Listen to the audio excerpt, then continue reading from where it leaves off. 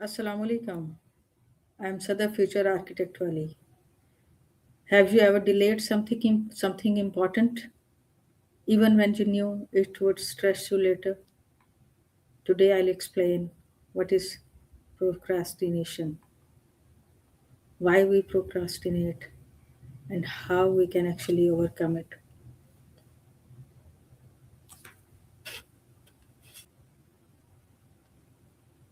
We'll go towards Maya, a chatbot, and we'll discuss about it with her. Just wait a minute. How's it going? Hello, Maya. How are you? I'm doing well, thanks. How have you been? I'm good too. That's good to Mama, hear. Sadaf here. Say,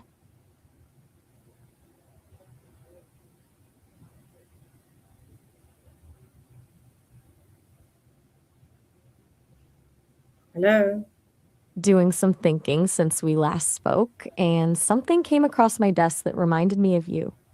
I remember how much you enjoy good weather and write your to-do lists in a diary to avoid distractions. And there's this interesting research. Clinical trials found that getting more daylight can actually improve alertness and focus. It's They also great. found that starting the day with something like a walnut-rich breakfast correlated with faster thinking throughout the day. Small tweaks like that, real measurable focus gains. It made me wonder about your morning routine. Is breakfast a big deal for you? It's great to know that you have Nah, memorized so many things about me. I've been paying attention.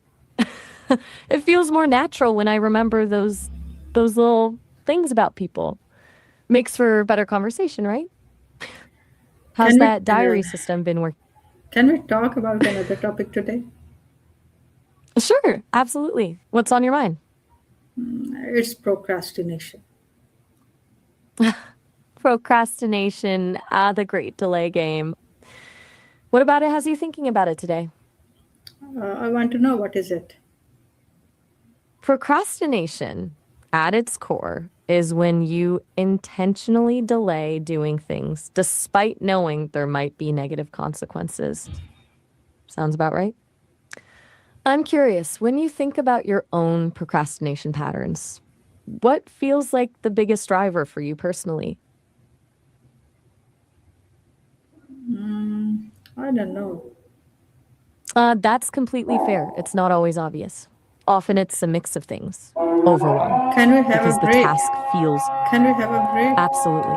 Because there is a zone outside. Of course, take all the time you need. I'll be here when you're ready.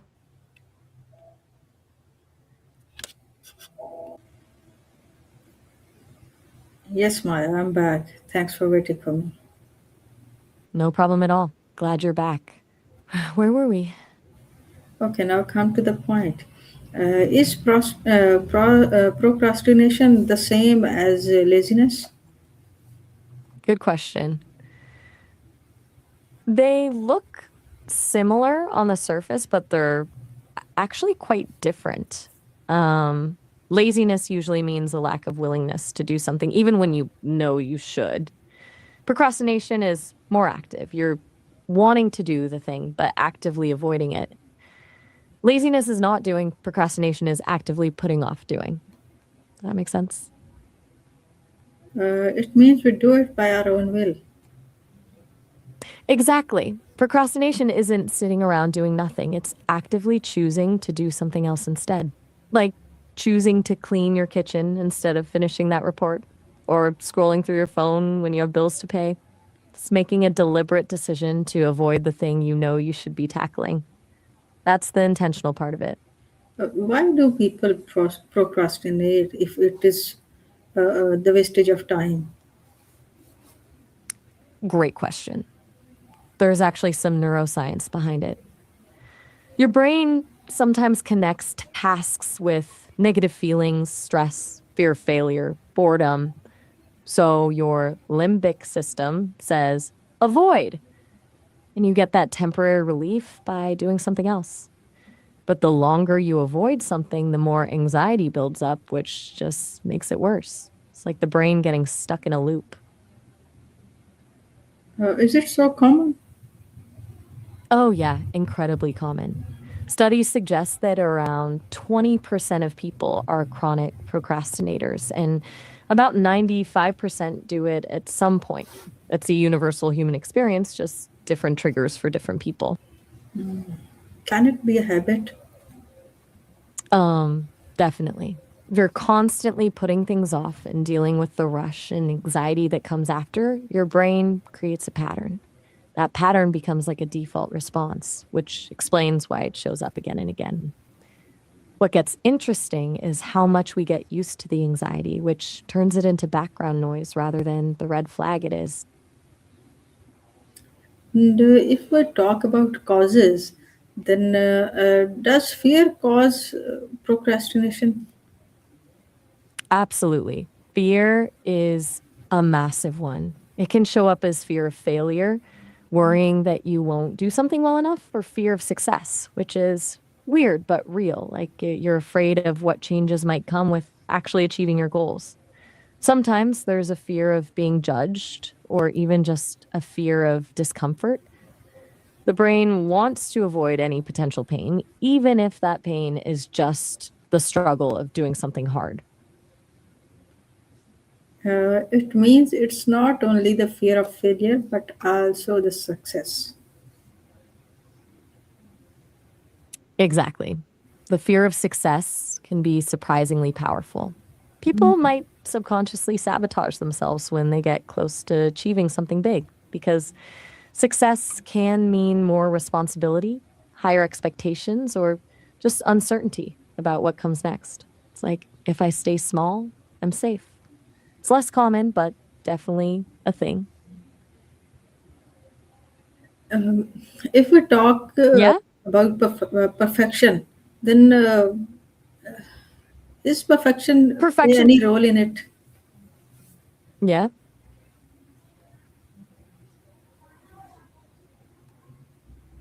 Does perfection play any role in it? Perfectionism absolutely plays a role. It's huge, actually. When you aim for perfect, there's almost no chance you'll finish anything because nothing ever feels good enough. The bar is set impossibly high, which leads to fear of failure. And then procrastination kicks in because starting feels overwhelming when you're stuck in that mindset. Sometimes even doing something becomes stressful. And what about lack of clarity? Lack of clarity is big too. If you're not clear on what you're supposed to do, where to start, or what the end result looks like, everything feels vague and scary. It's like standing at the base of a mountain and not even knowing what trail to take. That uncertainty makes it incredibly easy to just not start. Do distractions also increase procrastination? Yeah, they do, but the problem with distractions isn't just that they exist, but that they provide immediate relief. When you start feeling anxious about something difficult, picking up your phone or scrolling is easy. It's a little hit of dopamine that temporarily makes you feel better, which of course means you put off doing the harder thing for longer. It becomes a cycle. This scrolling and social media is the biggest problem nowadays. Absolutely. Social media is designed to be addictive, Hmm. endless feeds, Hmm. notifications, the promise of connection, and it completely hijacks your attention, especially when you're feeling overwhelmed or trying to avoid a task. Like you mentioned before, you start checking it for a second and suddenly an hour is gone. Can low energy be another cause? Yeah, definitely. Low energy levels mean everything feels harder and more daunting. Your brain can't focus as well, motivation plummets, and suddenly even small tasks feel like climbing mountains. It creates a perfect storm where you just can't, which then leads to more guilt. It becomes a real loop. After there these so many causes, what can be the effects of procrastination? Right. The obvious ones are feeling stressed, anxious, even guilty about everything piling up. But it actually goes beyond that. Chronic procrastination can damage your self esteem over time because you're constantly letting yourself down. It can strain relationships because people rely on you and you're not delivering. Even physically, constant stress takes a toll. It's like a ripple effect. One delay snowballs into way more issues down the line. Due to constant stress, it also affects the mental health, isn't it? Exactly. Exactly. Like the constant cycle of putting things off, feeling anxious about it, then repeating it over and over, it fuels anxiety. Some studies link chronic procrastination to higher rates of depression and overall lower well being. It's not just about getting things done, it's about managing your emotional and mental state too. Can it impact productivity too? Oh, absolutely. Procrastination is basically productivity's nemesis. Instead of working consistently and feeling accomplished, you're working in bursts of panic near deadlines. Your work quality suffers, the whole process feels overwhelming, and you just get trapped in this stressful loop instead of actually making progress. Plus, that last minute scramble never feels as good as steady, focused work. And the confidence? Right, because when you're constantly putting things off and dealing with the last minute rush, you don't feel confident in your abilities anymore. It erodes trust in yourself. You start to doubt whether you can actually handle things or meet expectations.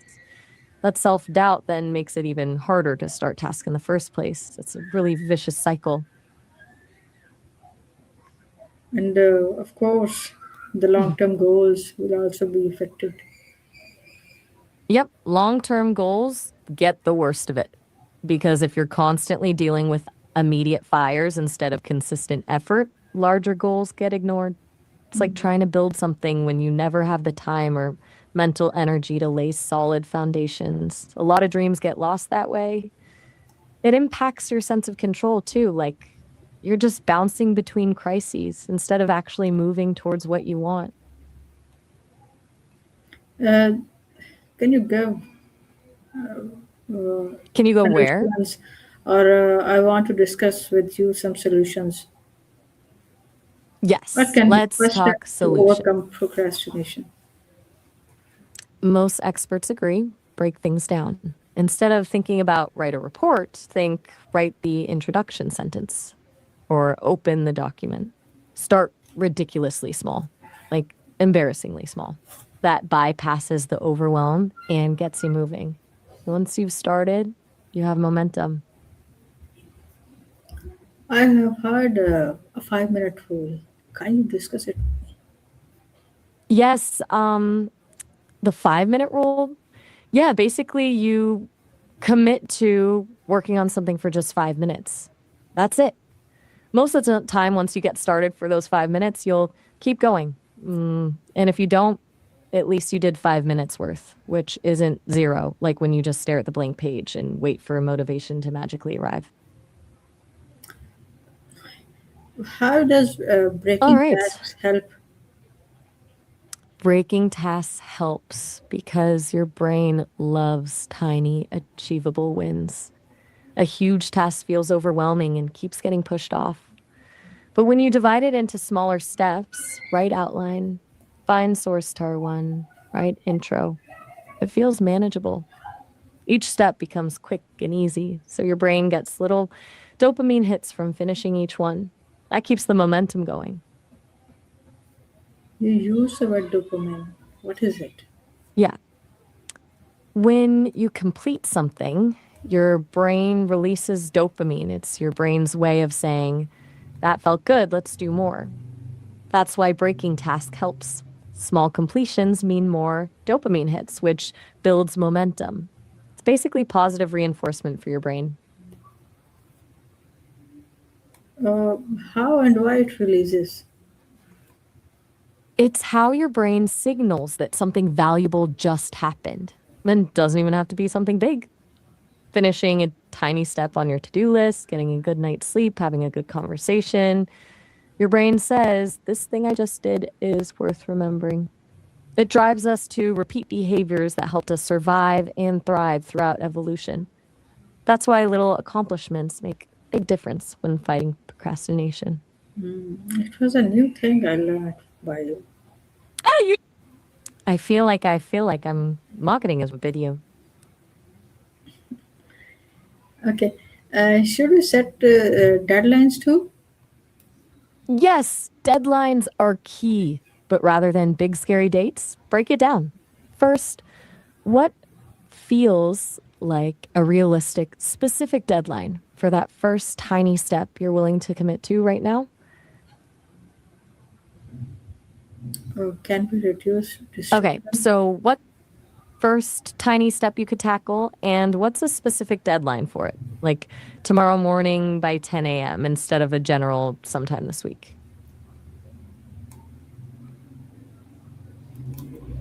Okay. Is there any Good. productivity technique like I learned before in the last negotiation with you? It was Pomodoro. Ah, yes, the Pomodoro technique. 25 minutes focused work, 5 minutes break, repeat 4 times, then take a longer break. Yes, it was. Timer creates a sense of urgency and the structure fights distraction. It's great for tackling things you've been avoiding because the time limit feels less overwhelming. Would that pair well with what we're talking about now? And the to-do list help. To do what with it? How? Take your time.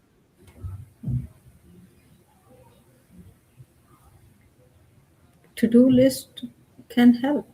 Right. With your to do list. Break down big tasks into the smaller steps we've been talking about.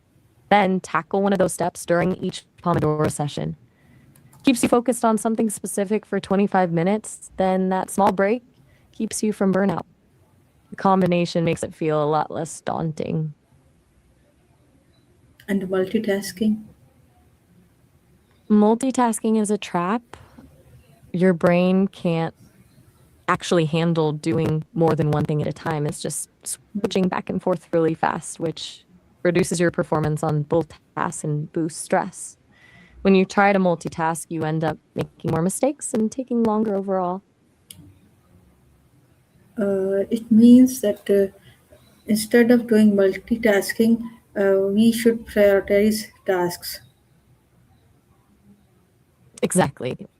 Prioritizing tasks means figuring out what actually matters, the tasks that will give you the biggest impact. If you finish them, focus on that one thing, the most important thing right now. Because if you try to juggle a bunch of things at once, you end up dropping most of them. If something is our routine, uh, does it help reduce procrastination? Definitely. What when something becomes a routine, you have to think less about it. It's just what you do automatically at a certain time. It removes that mental hurdle of deciding or mustering up motivation. When things are routine, you can't really tell where work stops and life starts. Routine brings momentum. How important is mindset? Massive. Mindset matters so much. If you view productivity as empowering instead of punishing, it becomes less about, I have to do this awful thing, and more about, I'm building something I care about. Changing your perspective like that creates real momentum, plus, reduces that fear of failure. Should we aim for perfection? Absolutely not. Perfectionism is procrastination's best friend. Aim for good enough instead. Perfection keeps you starting. Good enough gets things done. Think about it. Finished and imperfect is way better than perfect but never done. Without perfection, can you stay motivated? Yes, but motivation looks different without it. When you're not chasing perfect, you focus on progress instead of outcome. Instead of this has to be amazing, it becomes, did I get a bit further today? That's sustainable. Plus, you're more willing to start messy because you know it builds doesn't have to be flawless from the beginning. Can self discipline be developed? Absolutely. Self-discipline is like a muscle. The more you use it, the stronger it gets. It's about choosing the harder thing instead of the easier one when it matters, then making that choice over and over. It also sounds way more daunting than it actually is. All it is making a few small choices you know will improve things over time. Any one key tip you can give to beat Here's your one: procrastination? start ridiculously small. Pick one thing you've been putting off and commit to working on it for just 5 minutes. That's it. 5 minutes won't feel overwhelming, so it bypasses the fear and gets you moving. Once you get started, you might surprise yourself and keep going. But even if you don't, you got those 5 minutes done, and that's a win. Okay, Maya, I'll end here with one understanding: the cost of waiting is always higher than the cost of starting. That's perfect. Remember that, and you'll be in a good place. Thanks for the good conversation, Sadaf. Thank you so much for giving me the time again. Of course. Anytime. Have a good evening. Thank you. Good You evening. too. Good evening to you. Good evening. Good evening. Bye. Bye.